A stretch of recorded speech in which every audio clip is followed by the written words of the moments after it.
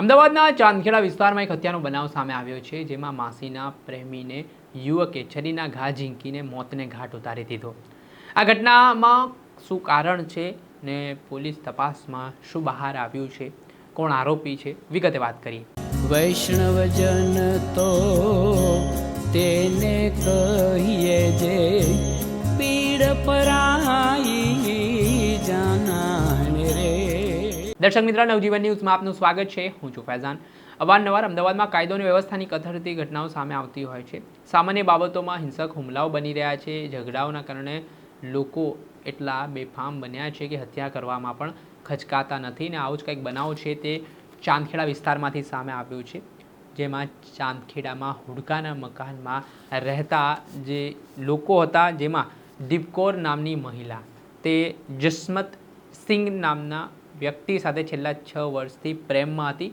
બંને વચ્ચે પ્રેમ સંબંધ હતા ને બંને લિવ ઇન રિલેશનશિપમાં રહેતા હોવાની પણ વિગત સામે આવી છે. ત્યારે દીપકોરનો જે ભાણિયો હતો માનસિંગ, તે પોતાના માસીના ત્યાં રોકાવા માટે આવ્યો હતો. ત્યારે જે જસમત સિંઘ અને માનસિંગ બંને એકબીજાને ઓળખે છે અને થોડા સમય પહેલાં ભૂંડ ચોરીને લઈને વિવાદ થયો હતો. ત્યારે એ જ બાબતે ભૂંડ ચોરીનો જે પોલીસે કારણ આપ્યું છે તેને લઈને ઘરમાં બોલાચાલી થઈ, બંને વચ્ચે ઝઘડો થયો અને ઝઘડો જોતજોતામાં ઉગ્ર બન્યો ને વાત હત્યા સુધી પહોંચી ગઈ, જેમાં માનસિક નામના આરોપીએ જે તેના માસીનો પ્રેમી હતો તેના પર જીવલેણ હુમલો કરીને મોતને ઘાટ ઉતારી દીધો. આ ઘટનામાં 5 થી 7 જેટલા છરીના ઘા ઝીંકીને હત્યા કરવામાં આવી હોય તેવી વાત સામે આવી છે. આ ઘટનાની જાણકારી ચાંદખેડા પોલીસને મળતા પોલીસની ટીમ તાબડતોબ ઘટના સ્થળે દોડી આવી હતી. તપાસના ધમધમાટની શરૂઆત કરવામાં આવીને માનસિંગ નામનો જે આરોપી છે તેની સામે હત્યા અંગેનો પોલીસે ગુનો પણ નોંધ્યો. આ ઘટનામાં જે મૃતક છે જસમત સિંઘ, તેમના ભાઈનું પણ નિવેદન સામે આવ્યું છે. તેઓ કોના પર આરોપ લગાવી રહ્યા છે તે સાંભળો. ભાઈ જસમત સિંહ ઉર્ફે પીલુ સિંહ, રહેવાસી પેદાપુર ગામ, તરપોજ સંજરી પાર્કની બાજુમાં અમે રહીએ છીએ. મારું ભાઈનું મર્ડર થયું છે ઝુંડાલ સર્કલથી આપણે સરોદો ટમલી એક્ઝેક્ટ પાછળ. આરોપી નામ હું જણાવું છું. એક છે સુરજીતસિંહ ઉર્ફે ટેટા, કાલુસિંહ ટાંક, રહેવાસી માણસા. બીજો એનો નાનો ભાઈ છે ગોવિંદસિંહ કાલુસિંહ ટાંક, રહેવાસી માણસા.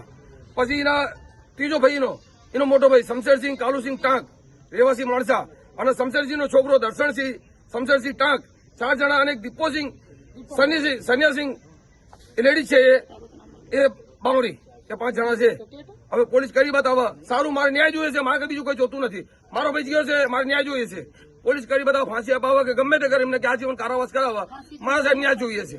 આપણે સાંભળ્યા હતા જસમત સિંઘ જે મૃતક છે તેમના ભાઈ. તેમણે આ ઘટનામાં કેટલાક નામો લીધા છે અને તેમના પર ગંભીર આક્ષેપો કર્યા છે. જો કે પોલીસ સાથે અમે જ્યારે સંવાદ કર્યો, ચર્ચા કરી, તે દરમિયાન પોલીસે જણાવ્યું કે માનસિંગ આ જે મુખ્ય આરોપી છે ને એક જ આરોપી દ્વારા હત્યાની ઘટનાને અંજામ આપવામાં આવ્યો છે. જે મામલે પોલીસે આરોપી સામે ગુનો નોંધ્યો છે અને હવે તેને પકડવા માટે ચાંદખેડાની અલગ અલગ પોલીસ પણ કામગીરી કરી રહી છે. એટલે કેટલા સમયમાં હત્યાનો ભેદ ઉકેલાય છે તે જોવું રહ્યું. દર્શક મિત્રો, આવા જ વિડીયો જોવા માટે, આવી ક્રાઇમ સ્ટોરી જોવા માટે નવજીવન ન્યૂઝને લાઇક કરી લો, સબસ્ક્રાઇબ કરી લો અને વધુમાં વધુ શેર કરો.